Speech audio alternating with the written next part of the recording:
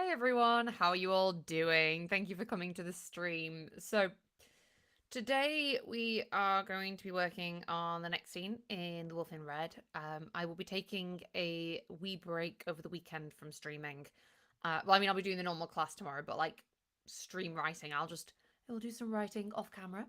Um, but my plan is to, I guess, yeah, do some more stuff with this.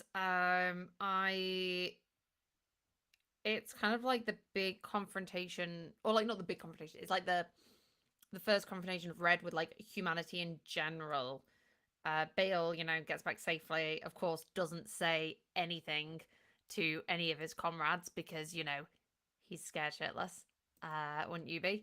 Um. So yeah, that's my plan. I'm gonna like. Oh, hello, Emery.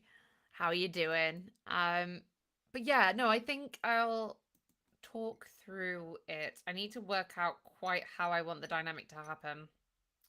And we've got this now, the potential problem of the Wolframite. Wolfite? Wolframite? This is why we have a codex, people. So, um, Wolframite. Hmm. Okay.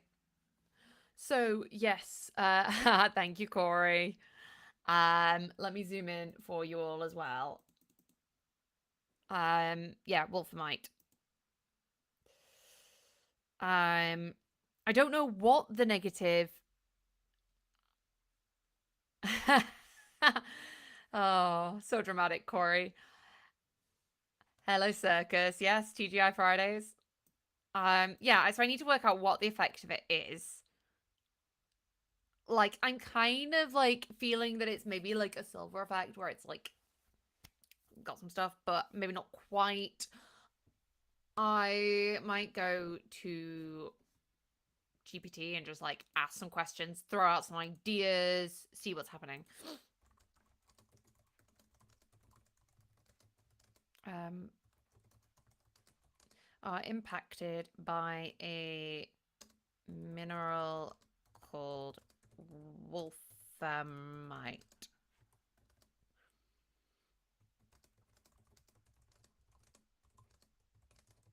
This to. But I do know that I don't want it to be akin to silver and werewolves. We want something super duper unique for our story. Let's brainstorm.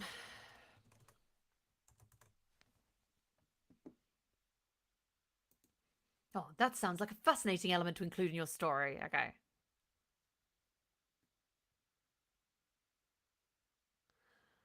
Okay, draining energy makes sense, but I guess they wouldn't normally.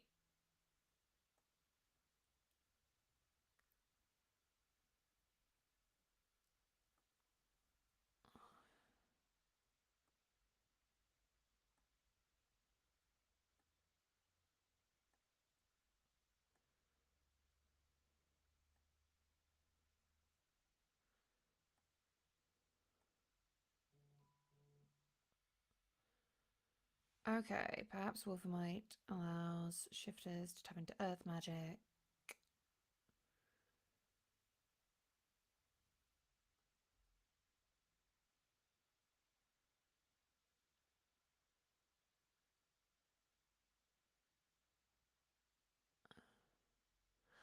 Okay, I think there are some ideas there that maybe make sense. Because I know at one point they have a cage made of Wolframite, and that would probably disrupt things.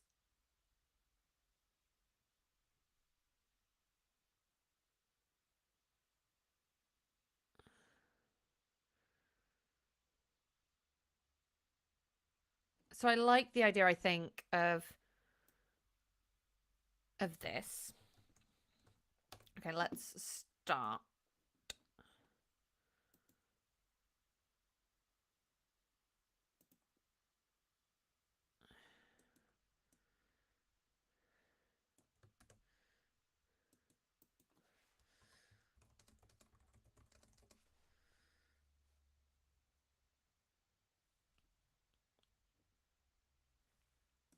What else?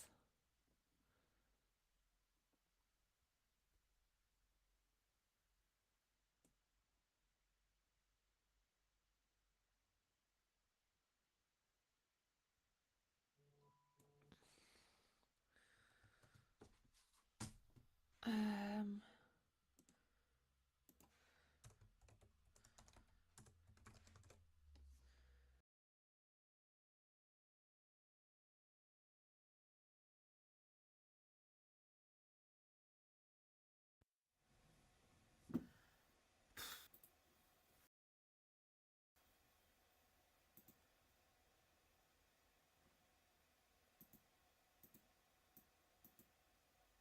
and this is the point of the time where I'm glad that I was not using voice dictation at the moment.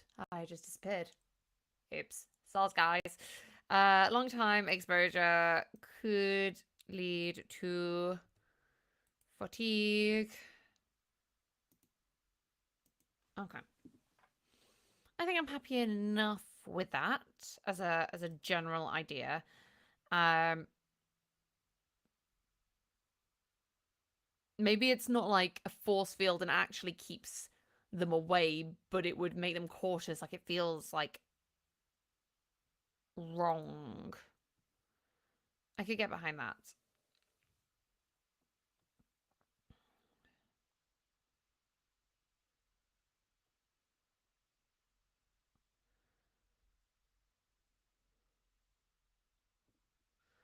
Okay.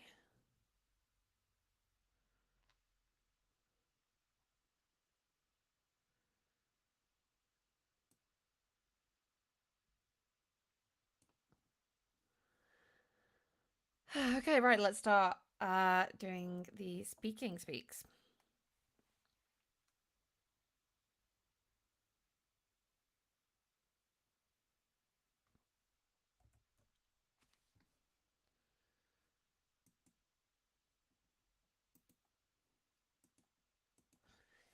The sun crested over the mountain once, twice, three times. The pack waited,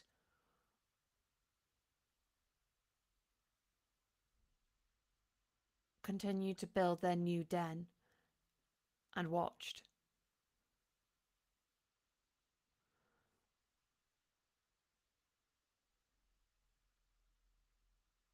Nothing changed.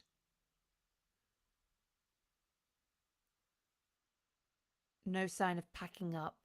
No sign that their warnings had been heard. No sign that they were leaving. If anything, more men had come with their beasts of burden and large wagons, trundling through the scar they had cut in the forest, churning up the mud and destroying any creature that passed within the area.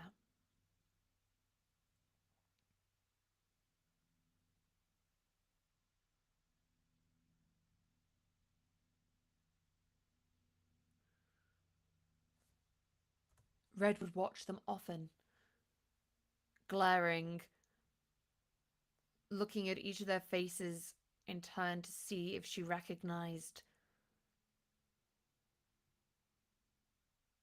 the human male they had passed the message on to.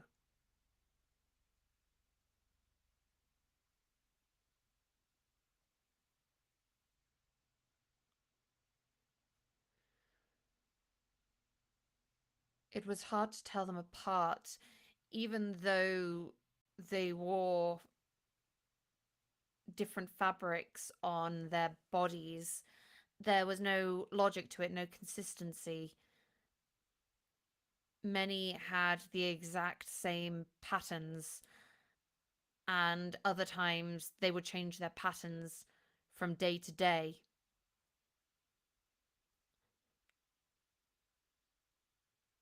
The man with the metal armor would wear bright plumes in his hair like a bird as he squawked around giving orders.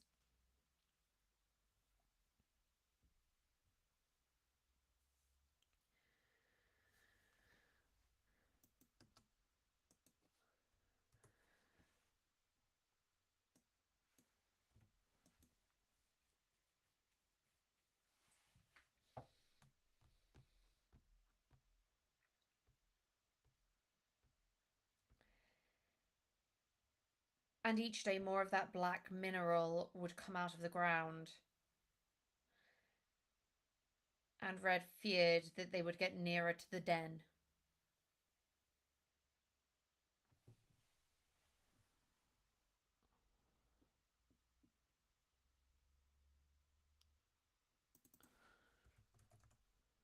Soft Whisper was near to bursting, and they only had so much time to build her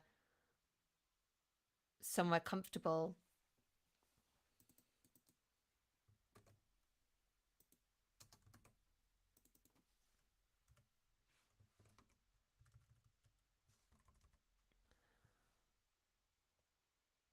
For when she gave birth.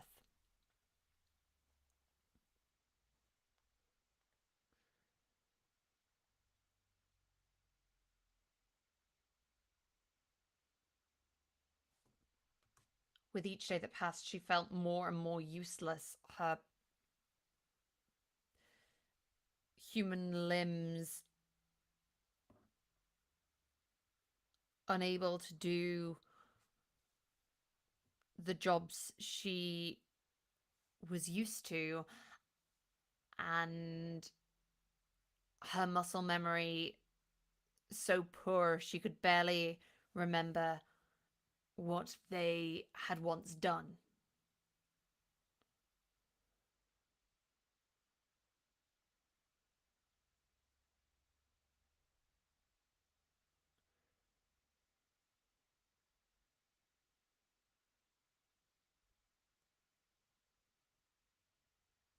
For hours, supposedly on watch, she would hide in the bushes, watching the men move about the camp,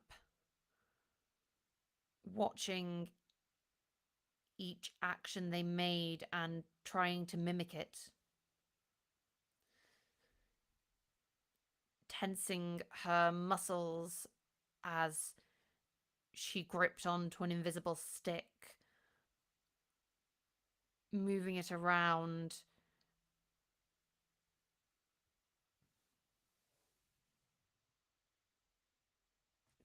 trying to set fires that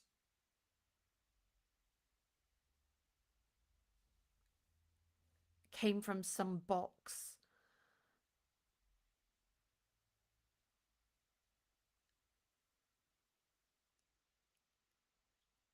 Heaving at something, using their paws rather than their teeth to grip a rope.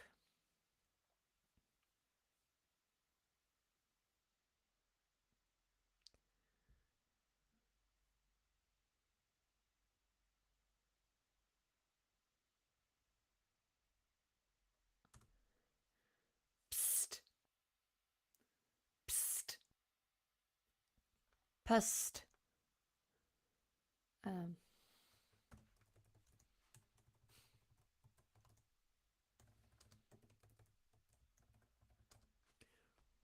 Red, Red. Look what I've got.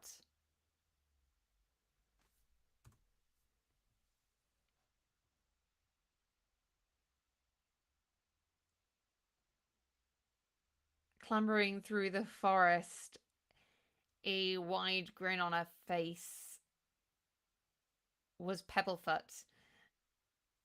In her jaw, several reams of fabric, a hodgepodge of colours that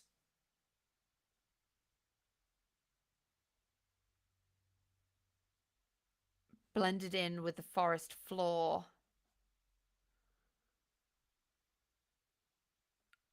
She sniffed the air.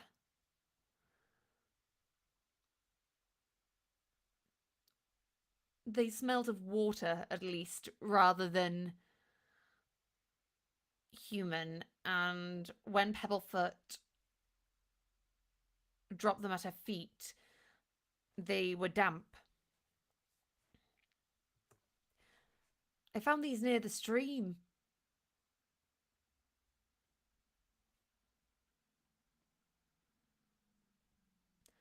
Thought you could disguise yourself, like in the stories where the two rabbits put on a costume to be a fox.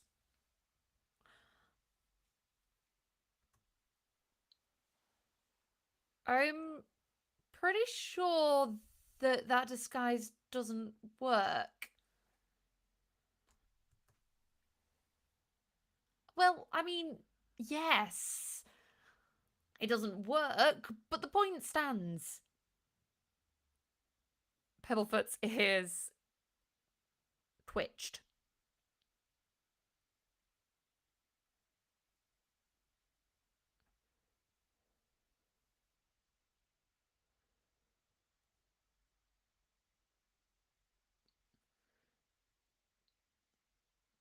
Besides, your ears look much more like a human's than a rabbit looks like a fox.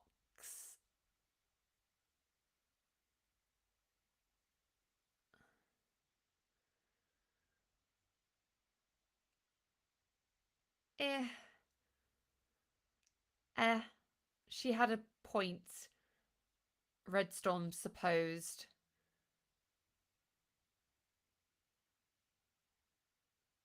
She picked up what looked to be a pair of leg coverings, slipping into them. They were huge on her, um, and fell to the ground as soon as she let go.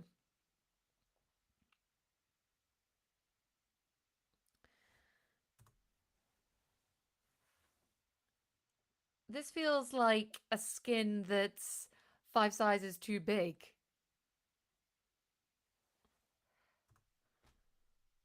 We can make it work. What about the other bits?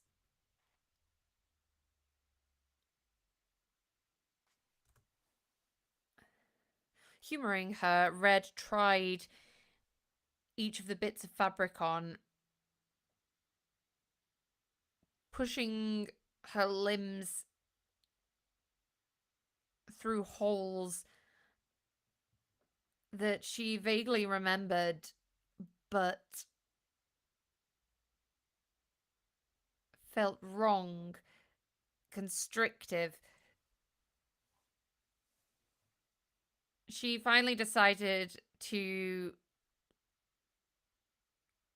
wear just the tunic under her cloak. It went down below her knees, but wouldn't hinder her if she needed to run or fight.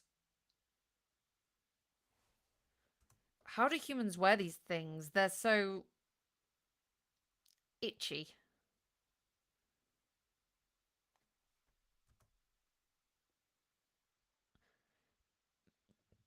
Beats me. They wouldn't even last a minute against an attack. Pebblefoot helpfully demonstrated by grasping the abandoned breeches with her teeth and pulling them in two. See?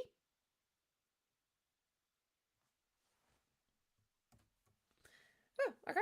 That's the first little bit of writing done. I can. My mouse is like deactivated. It took that much time. Well, some bits that I know I can just like fix myself. That was lumbering through the forest. Okay. Mm.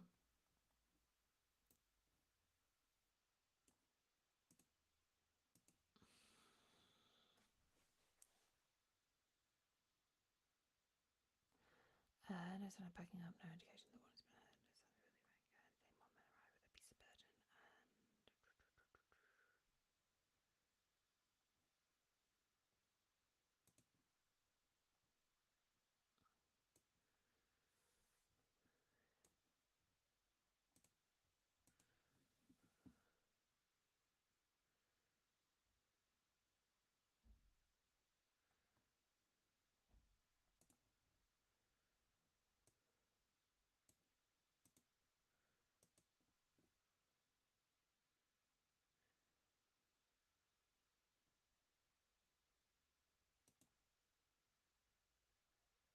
They more men arrive with a piece of burden.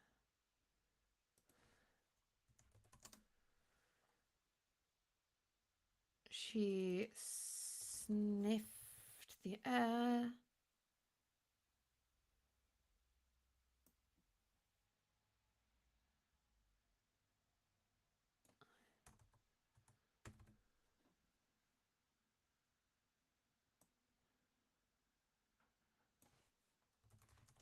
Smell of human.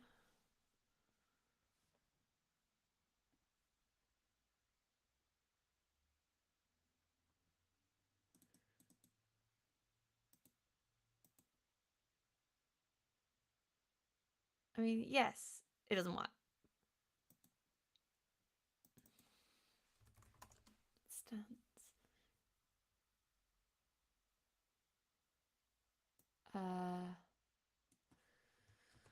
Besides, your ears look much more like a human's than a rabbit's looks like a fox.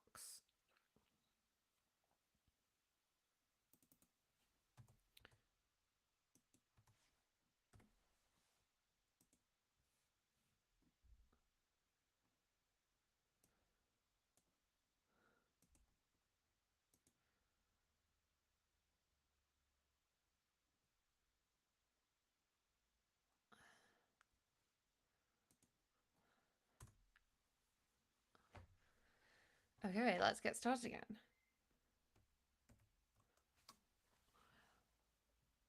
Why did you even take these things?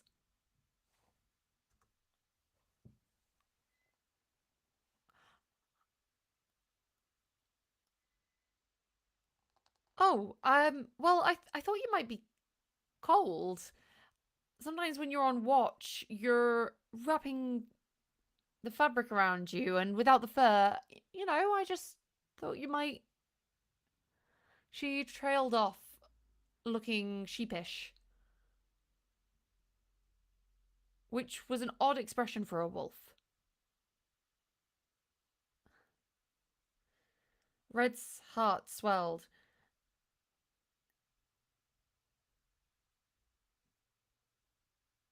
And she felt a sudden burst of affection for her pack sister.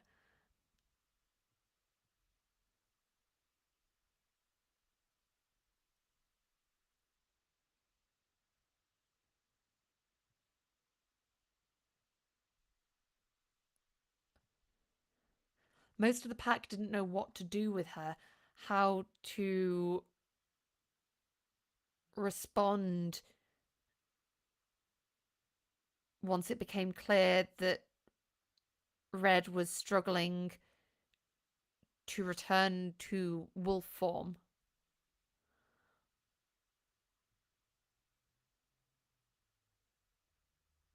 Pebblestone stayed at her side.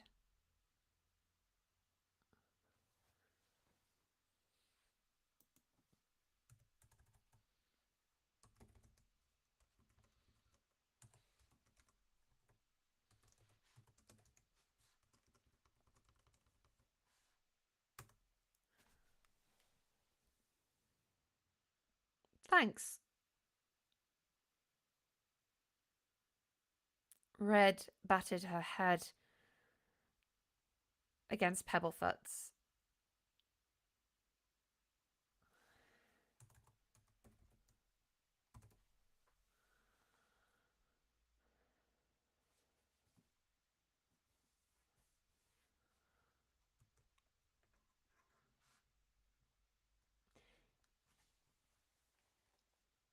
A low howl drifted through the forest.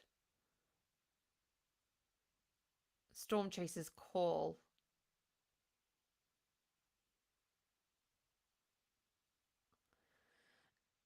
The two immediately abandoned their play and raced off in the direction of the call back to their den. The routes were familiar to Red now, and even in her new form, she was beginning to get used to the terrain, knowing where was safe for her larger feet to land and where she could grab low-hanging branches to swing across areas that would otherwise hurt her feet. The skin was growing calloused and hardening,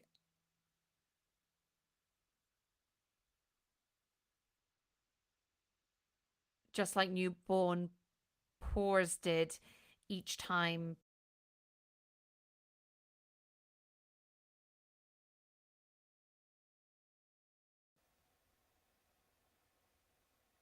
Denver.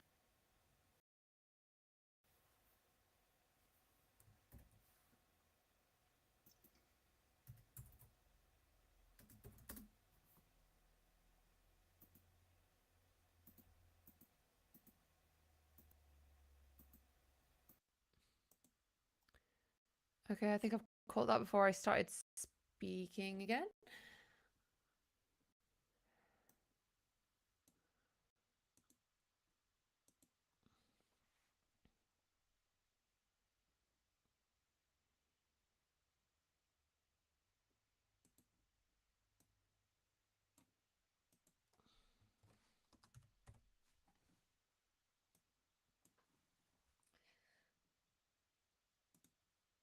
Do you ever have it when you sit in a chair for ages and you don't know? My issue is that my desk, there's like a gap between like my tummy and the desk that the chair won't go in.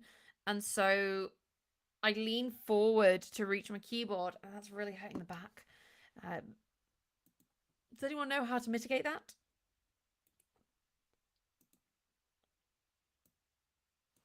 I don't know why it keeps capitalizing dead either.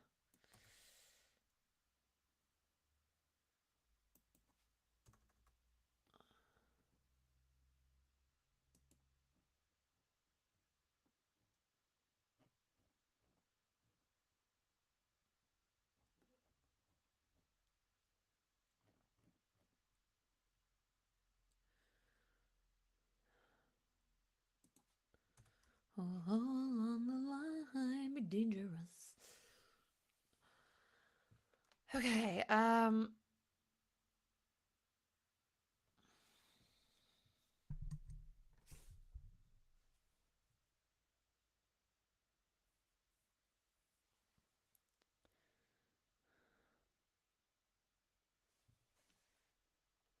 that's raced.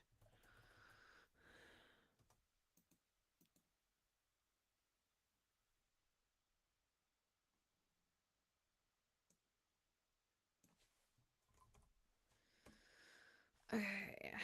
Lean back, don't lean forward. Actually use the backrest. What? Okay. Remember every trick in your domain for this.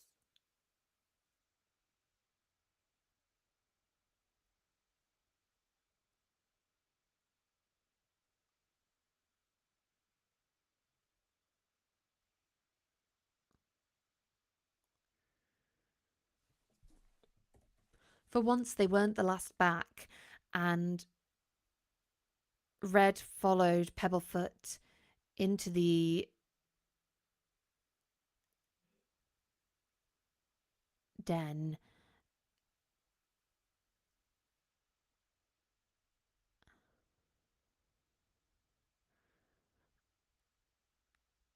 Using her hands to pull herself through. It was a squeeze, and the soil and rocks scratched against her sides, but the hole was growing more comfortable. There were burrows deeper that she couldn't yet enter, but she didn't want to risk the safety of the pack from other predators just so she could enter. For now, she was content to rest in the first of their catacombs.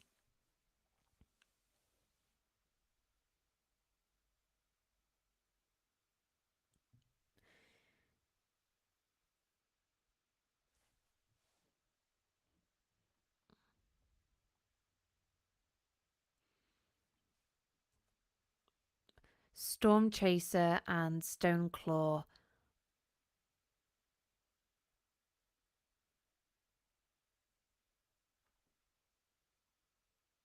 paced by a small fire.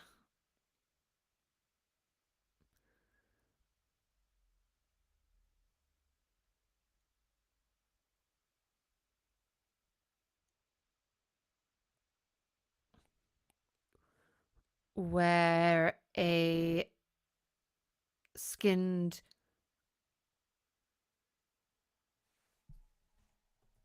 rabbit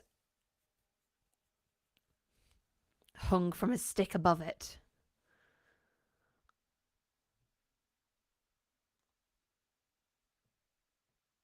Stoneclaw nudged Red towards it. This might work better than the normal food. From what I remember, our human stomachs are a little less sturdy.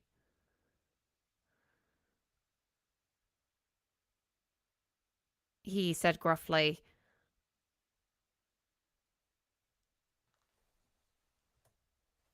Red took the offered food, almost dropping it from the heat.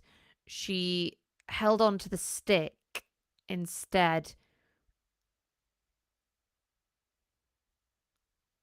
waving it in the air to cool it before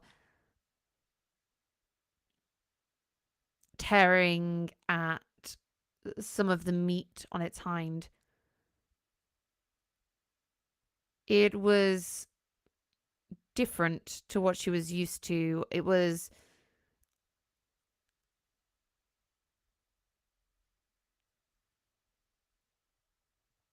firmer and less juicy.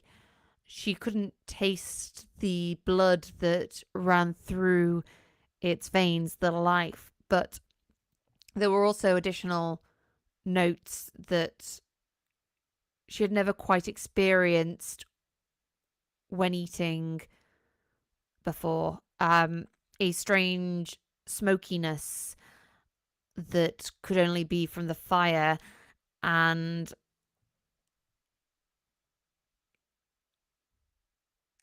a chewiness that wasn't unpleasant.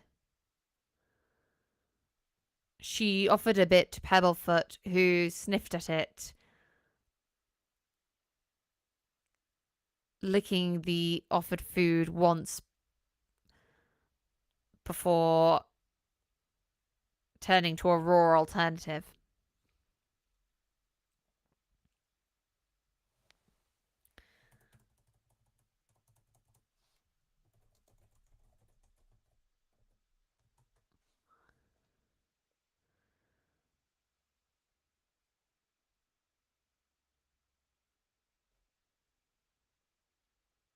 Are they still there?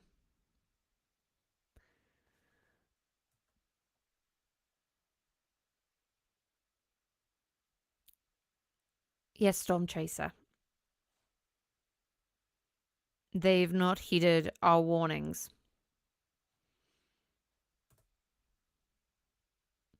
Stormchaser, are you sure? Stone, we've been over this. We can't allow the human pest to take over our lands. The longer they stay there, the more they will feel the land is their right, as they do with every territory they claim. If we don't remove them straight away, then there is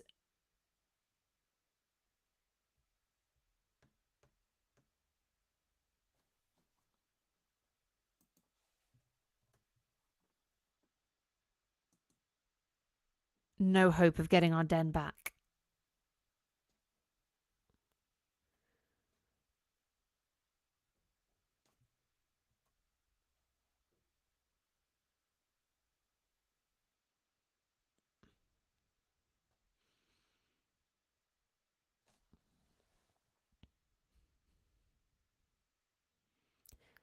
Stoneclaw continued in his pacing, turning sharply, his tail low.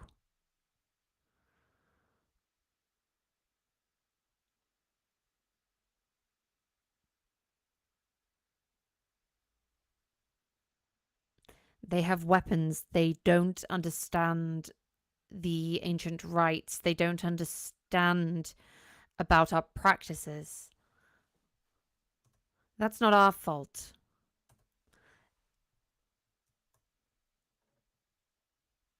It is our fault if they react negatively out of fear, if they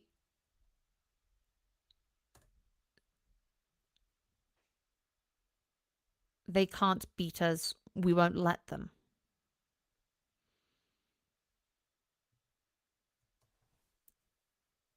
Stoneclaw sighed.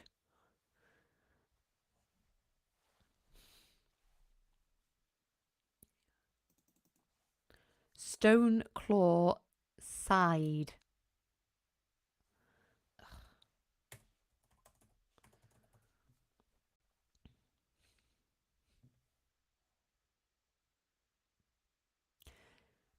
You didn't see him, the pup we chased.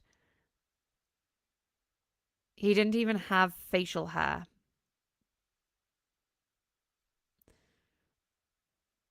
What if they didn't understand what he was saying?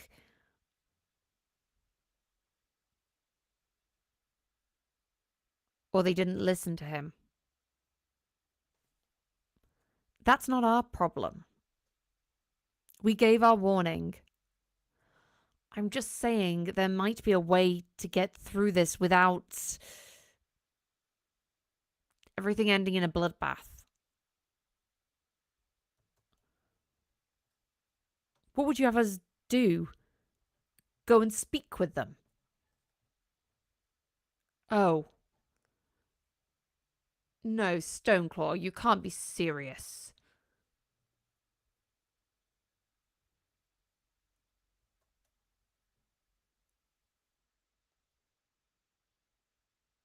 Surely if we can end this peacefully, then it's in our interest to do so, to protect the pack, to stop any further bloodshed.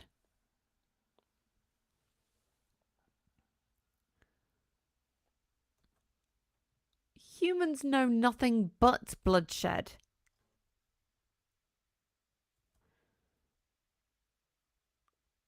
We were the first to draw blood this time.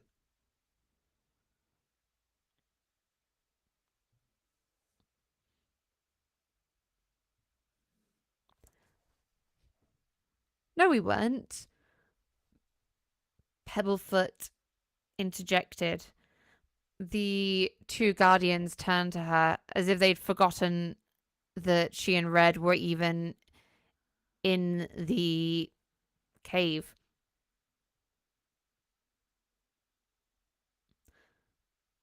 That human went at Red first.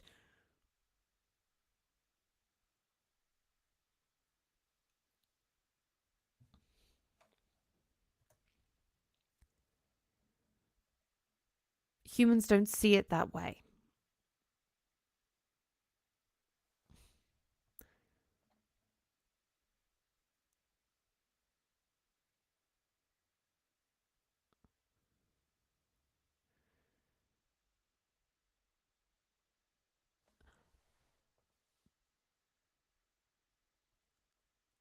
All I'm saying, Storm Chaser, is that we could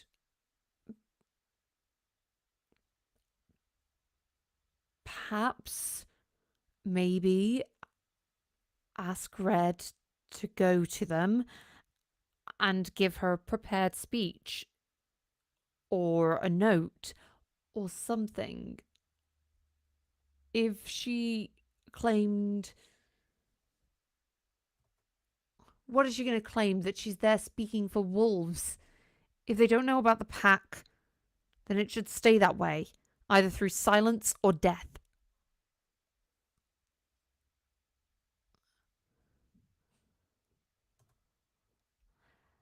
I can do it if you need it.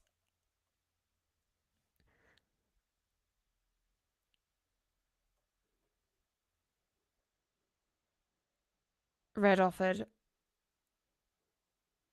She.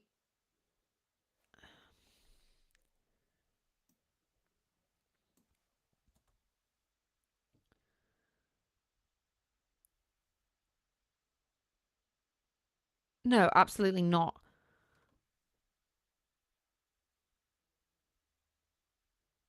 It was bad enough that Stoneclaw let you speak with that boy.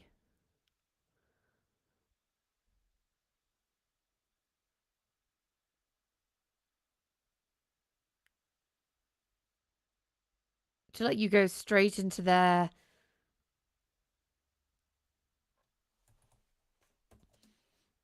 den with no backup, with no preparation. It's.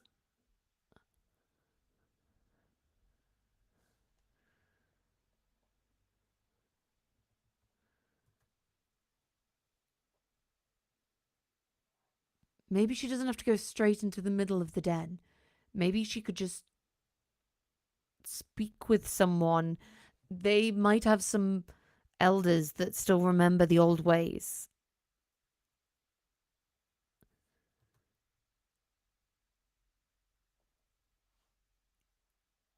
Humans die quicker than we do. Who's going to remember the old ways?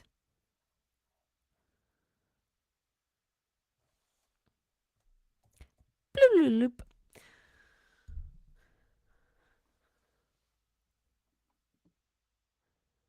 Don't entirely know what this conversation is. It's just coming into my head as I'm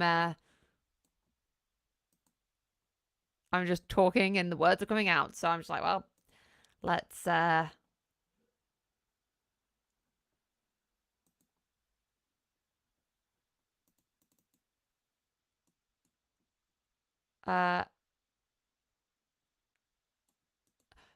Red took.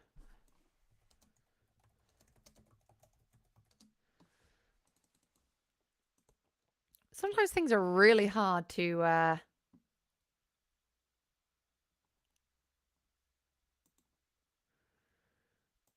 work out.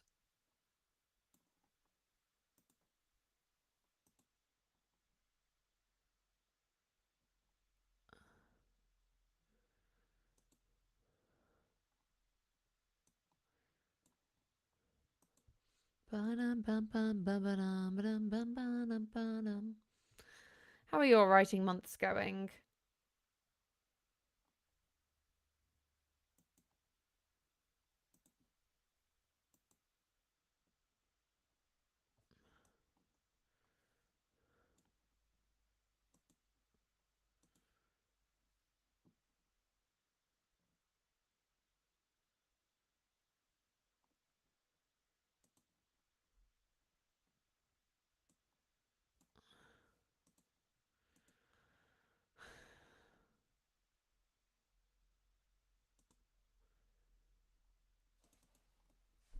It was bad enough.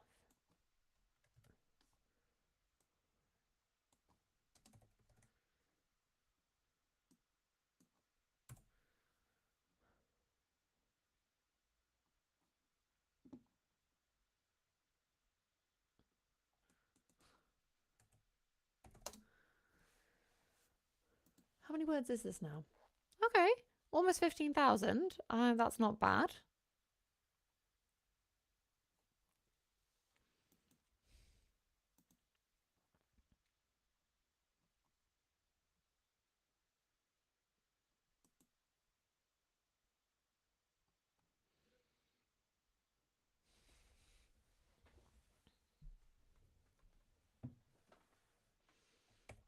I am somehow going to resolve this part of the conversation. Storm Chaser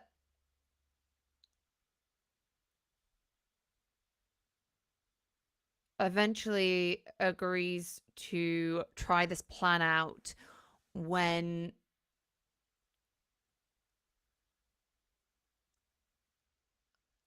Longtail, the eldest of their group, points out that there are no guarantees in a fight. There won't be losses on both sides.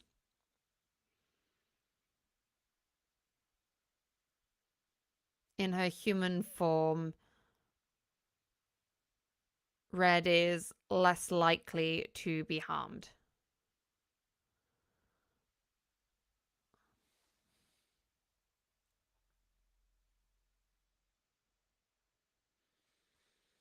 Storm Chaser asks Red one last time if she is willing to do this. Red says that she will do anything for the pack.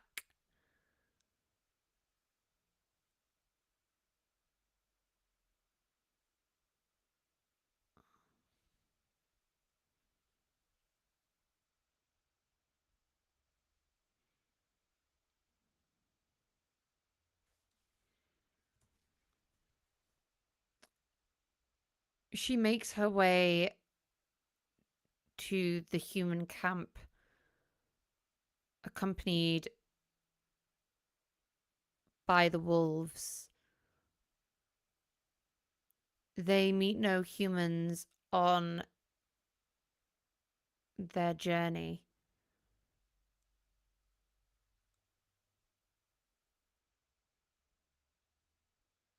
And there is no obvious sign of defenses against their arrival. And yet, Red feels unnerved.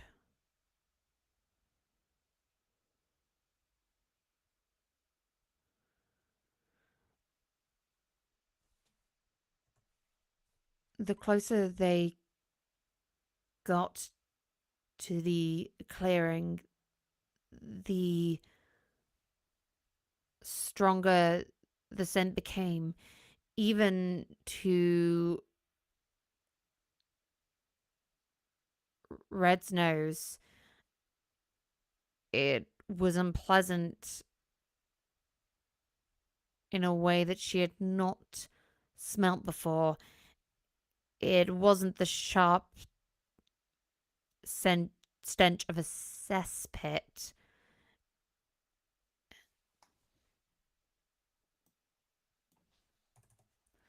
Sharp scent of a cesspit. Nor was it that of rotting meat or metal in fire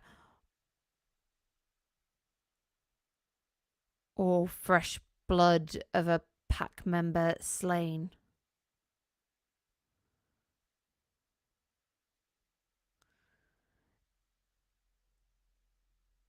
In fact, it seemed to be coming from a. She bent to the ground, following until her nose met a rock.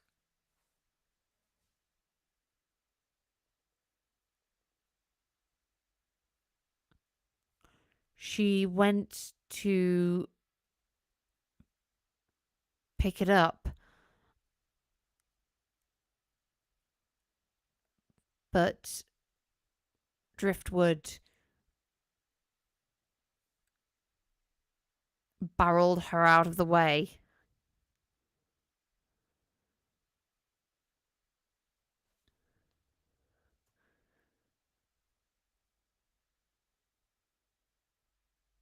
Bad.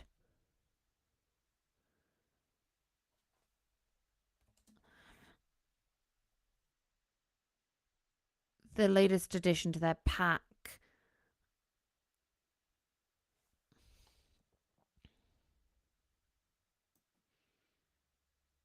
The latest addition to their pack was a wolf of few words, but when he spoke of dangers, he was usually right. Red still wasn't sure what had happened to his last pack, only that whatever happened had left deep scars across the side of his body where no fur could grow.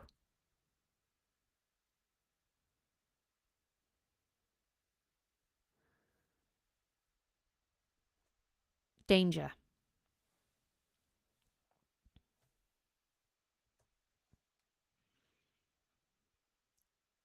Wait, are you sure? It's just a danger.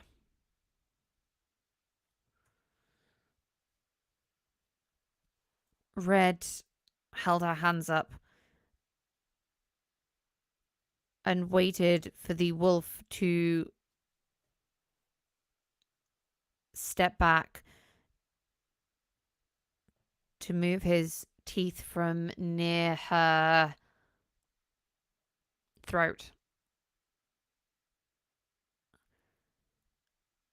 Once he was back, she got up slowly, making it clear that she wouldn't approach the rock again. She stared at it, though, down at the ground, and noticed that that wasn't the only rock. There were several others dotted around in a line, blocking the entrance.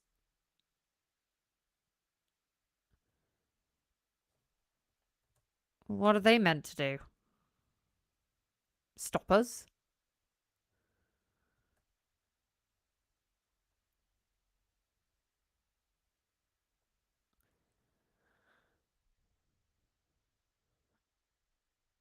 Silent Fang approached, sniffing but not touching the stones. He exhaled sharply, shaking his head.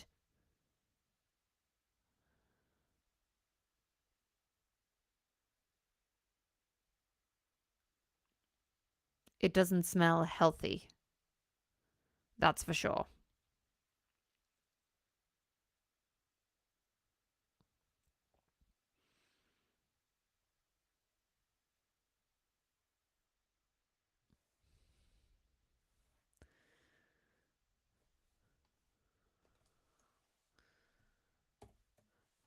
Oh, okay. I'm at my 1700 words. That is good. Um, I might do a little bit more, but then I'm gonna head off. I think an hour's a nice amount of time. I think as it gets longer, I start getting a bit more fatigued, and I'm still recovering from a bit of a cold. But how are you all doing? If any of you are still there. Um,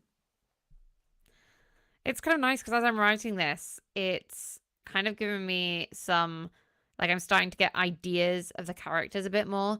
Like, I didn't realize, like, I knew that Driftwood was a solitary wolf and that he'd joined since like Red had been there and he was a but he I didn't think, oh, okay, he had a pack. I just thought he was like a solitary shifter. But now I'm kind of like, oh, okay, I've got an idea about his backstory.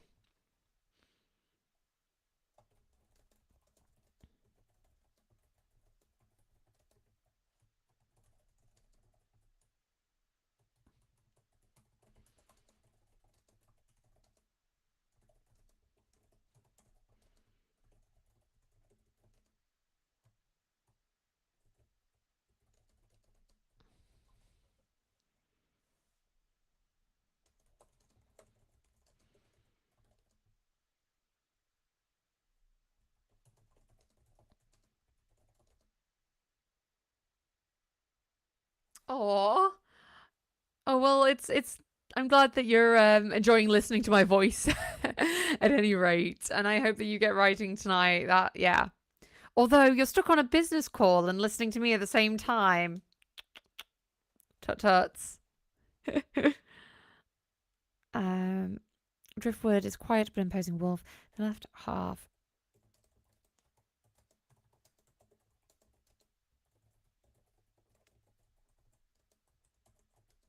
running down this.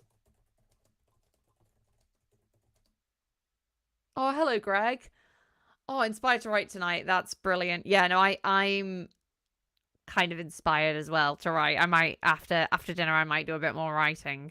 I've kind of gotten in the mood a little bit. I've been working a lot today on some prompts for tomorrow's class. Like a kind of a conglomerate of prompts that are going to work together, hopefully, to help. Well, beta readers assemble is what the stream is called, and it's like our little superhero team of different beta readers that will help in our editing process.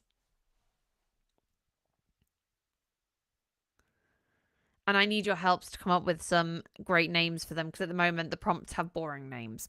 We need a good name. So yeah, come tomorrow to help us choose about the prompts. He hasn't told.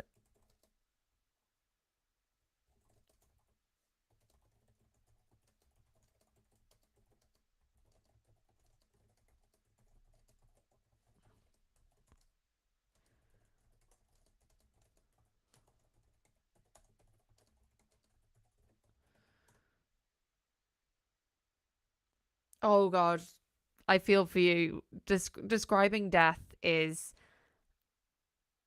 very emotionally taxing, especially if it's like in any way connected to or could be like bring up the emotions of a death that you've experienced. So best of luck with it and make sure you've got like some comfort food or a hot drink or your partner, pets, kids, favorite TV show, cuddly toy ready for it.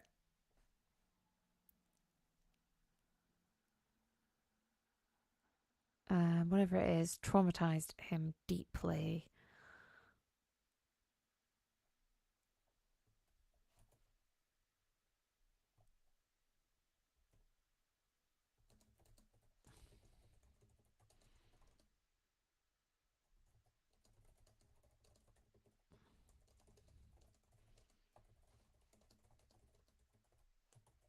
Oh, absolutely. Cookies and cream ice cream. Is that like Ben and Jerry's cookies and cream? That sounds like a Ben and Jerry's flavor.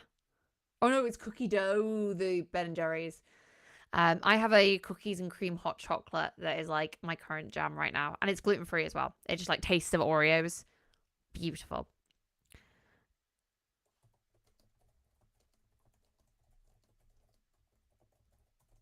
So I might have to add that in. I'm starting to like Driftwood. He's like becoming like more fleshed. I think he's the first wolf outside Pebblefoot that's kind of getting more formed in my head. Which is always good, like when a character starts like getting their own personality. So maybe after Pebblefoot's death, he and Red start bonding more over this danger of the humans kind of working together. Not like a love thing. Like this isn't going to be a, which one does she go for? Because I ain't got time for that. Like in my patience. But I think they could have a really close like bromance or something. So that would be cool. Okay, so I mean, there's still bits of this chapter to do, but I will work on that over the weekend, and yeah, I guess I will see you all next week. Next, yeah. Well, I mean, I'll see you all tomorrow for the main class, the beta readers assemble, but then I'll see you on Monday, I guess, for the next stream of this. So thank you all for coming, and I'll speak to you soon. Um, and now I look on the other screen to try and turn things off. But yes, bye.